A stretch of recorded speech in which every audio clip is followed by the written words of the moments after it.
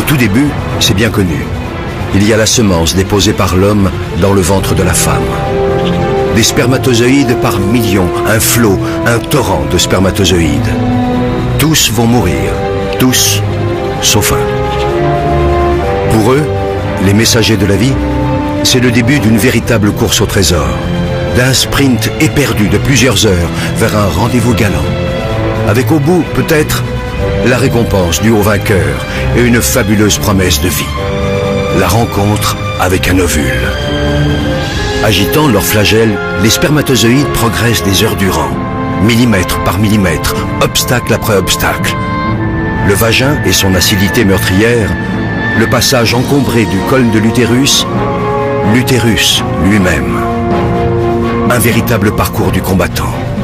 Les plus fragiles, les mal formés et les traînards capitulent. D'autres restent piégés ou s'égarent en chemin. Là se présentent deux tunnels différents, deux voies possibles. Seulement voilà, une seule de ces voies mène vers l'ovule. Dans cette course effrénée à la vie, il n'y a pas que l'énergie qui compte. Le hasard et la chance ont eux aussi leur mot à dire. De puissants courants freinent leur navigation. Des vagues font onduler un tapis de cils qui contrarie leur progression. Imaginez, les concurrents encore en lice ont déjà presque parcouru l'équivalent, pour eux, de la distance qui sépare la Terre de la Lune. Et pourtant, l'irrépressible force de la vie les pousse sans cesse vers l'avant. Enfin, au bout du long tunnel obscur, tel un astre mystérieux, l'ovule. Il suffit qu'un seul spermatozoïde, un seul, atteigne l'ovule, y pénètre et fusionne avec lui pour que naisse un espoir de vie. Chacun de ces millions de spermatozoïdes porte en lui son secret. C'est à ce moment-là que se joue la loterie de l'existence. Ils ne sont désormais qu'une centaine à explorer la surface de l'ovule. Quelques-uns seulement parviennent à se faufiler jusqu'à la capsule. Formidable armure protectrice.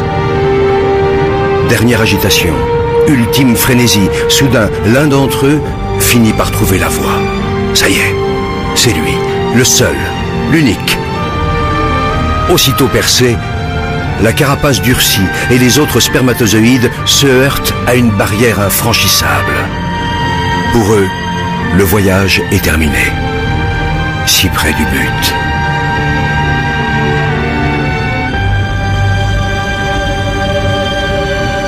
Pour le vainqueur, le périple continue.